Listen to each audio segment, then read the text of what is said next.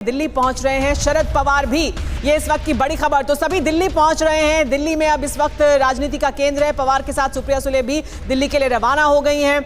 आज ही उद्धव ठाकरे भी पहुंचेंगे। 11 बजे संजय राउत भी रवाना होंगे। तो संजय राउत भी रवाना हो रहे हैं, शरद पवार भी रवाना हो रहे हैं। सीएम शिंदे चार्टर्ड प्लेन से दिल्ली आएंगे। इस पर और ज्यादा जानकारी के लिए हमारे साथ रजनीश जुड़ गए हैं। रजनीश, तो 10:30 बजे दिल्ली के लिए रवाना हो जाएंगे सीएम शिंदे, ऐसी जानकारी मिल रही है। शरद पवार सुप्रिया सुले के साथ आ रहे हैं, संजय राउत भी दिल्ली पहुंच रहे हैं। बिल्कुल, देखिए दोनों ही जो घटक हैं, चाहे वो इंडिया अलायंस की पार्टियों के नेता हों या फिर एनडीए के नेता हों, ये दोनों घटक के लीडर्स जो हैं वो दिल्ली पहुंच रहे हैं, क्योंकि दोनों घटकों की आज अलग अलग बैठक प्रस्तावित है। जानकारी यह है कि शरद पवार और उनकी बेटी सुप्रिया सुले सुबह ही दिल्ली के लिए निकल गए थे और संभवतः वो दिल्ली पहुंच गए हैं। संजय राउत आपसे थोड़ी देर में निकलेंगे। उद्धव ठाकरे को जाना था, लेकिन वो आज दिल्ली नहीं जा रहे हैं। उनकी तरफ से पार्टी के प्रतिनिधि के रूप में संजय राउत जाएंगे और उद्धव ठाकरे मुंबई में ही जो पार्टी के निर्वाचित सांसद हैं उनके साथ मुलाकात करेंगे, उनके साथ बातचीत करेंगे। और एकनाथ शिंदे के बारे में ये जानकारी है कि वो 11 बजे चार्टर्ड फ्लाइट से दिल्ली पहुंचेंगे, एनडीए की बैठक में शामिल होंगे और मुंबई में महाराष्ट्र में एनडीए के जो दूसरे लीडर्स हैं, अजीत पवार की जो पार्टी है, उनसे प्रफुल्ल पटेल और सुनील तटकरे दिल्ली के लिए निकलने वाले हैं। तो दोनों ही घटक के लीडर्स जो हैं वो अलग अलग समय पर दिल्ली पहुंच रहे हैं और जो भी कल परिणाम आया था उसकी समीक्षा और सबकी नजरें इस बात पर टिकी हैं कि ये तमाम नेता जो दिल्ली पहुंच रहे हैं वो क्या प्रतिक्रिया देते हैं। तो उनके यहाँ पहुंचने और उनसे बात करने की भी मीडिया लगातार कोशिश कर रहा है।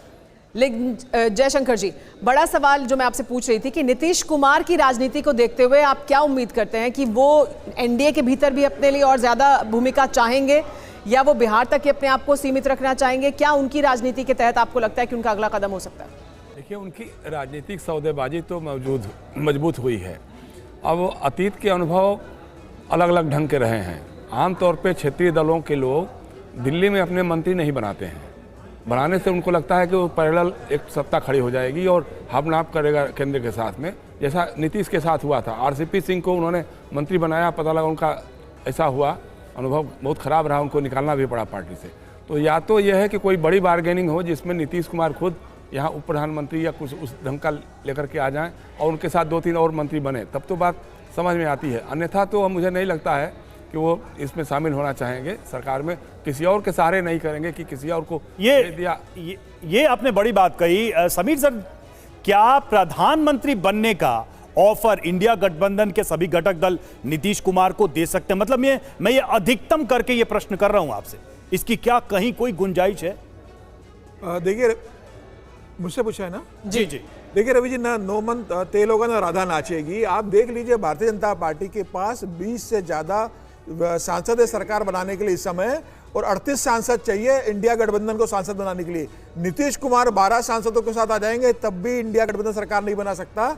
नीतीश के साथ अगर चंद्रबाबू नायडू भी आ जाते तब भी सांसद बनाना उनके लिए, सरकार बनाने के लिए बहुत मुश्किल होगा। नीतीश कुमार जानते हैं कि उन्होंने लोकसभा चुनाव किसके साथ गठबंधन में चुनाव लड़ा हुआ है, भारतीय जनता पार्टी के साथ चुनाव लड़े, इसलिए नीतीश कुमार के 12 सांसद जीत कर आए। नीतीश कुमार इस समय नहीं तो क्या ये कह सकते हैं कि नीतीश कुमार को आईके गुजराल या देवगौड़ा बनने का ऑफर होगा, जो भी ऑफर होगा मैक्सिमम?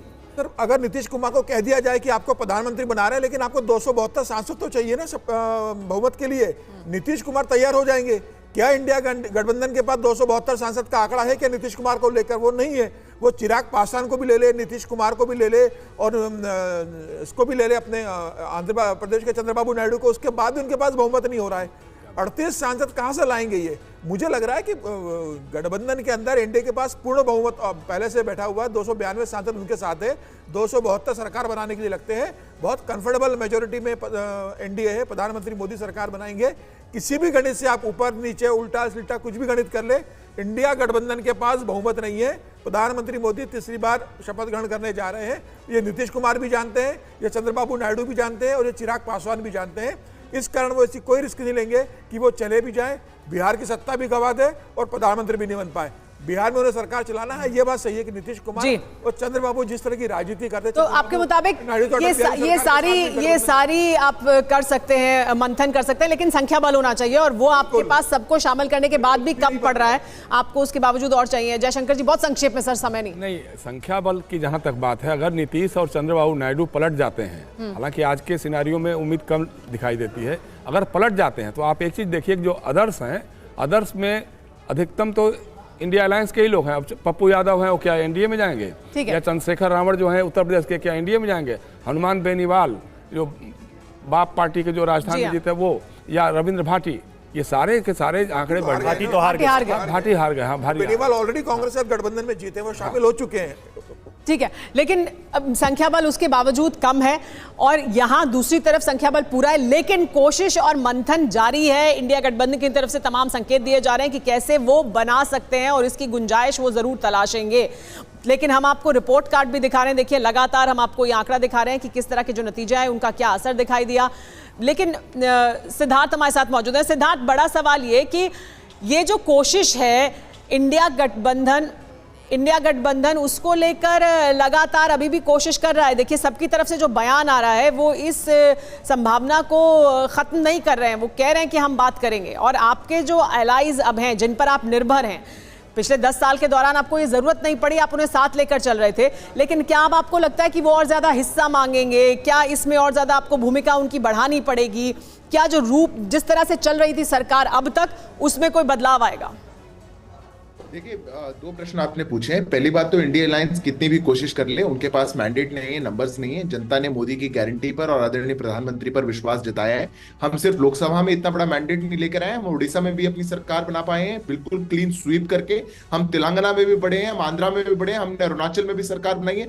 3 राज्य की सरकार और 1 केंद्र की सरकार जब देश की जनता देती है तो ऐसा मैंडेट बहुत बड़ा मैंडेट होता है। अब इंडिया अलायंस अपने ख्वाबों में बैठ करके सोचना चाहे हम ऐसा कर लेंगे वैसा कर लेंगे तो सोचते रहे। मुबारक है, कांग्रेस पार्टी तीसरी बार 100 नंबर के आंकड़े को भी पार नहीं कर पाई, तो कांग्रेस पार्टी को भी विश्लेषण करना चाहिए कि क्या बात है क्या नहीं। रही बात सरकार की, पहले भी हमारी जो दोनों सरकारें थी वो एनडीए की अलायंस पार्टनर्स के साथ की सरकारें थी। उसमें अलायंस पार्टनर्स कैबिनेट में थे, अलायंस पार्टनर्स राज्य मंत्री थे, अलायंस पार्टनर्स के साथ मिलकर के हम सरकार चलाते थे।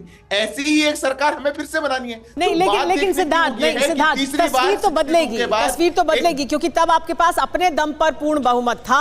अब आपके जो सहयोगी हैं उनकी अहमियत इस सरकार में बढ़ेगी और बदलेगी, और उनकी भूमिका भी बदलेगी। सुमेरा जी, ये आप जो कह रही हैं, चंद्रबाबू नायडू सरकार में शामिल थे, उन्होंने लोकसभा स्पीकर BH बाल योगी को बनवाया था। चंद्रबाबू नायडू का बहुत दखल था। तो नीतीश कुमार और चंद्रबाबू नायडू जिस तरह की राजनीति करते हैं, वो दखल रखेंगे, पूरा अपना हक मांगेंगे।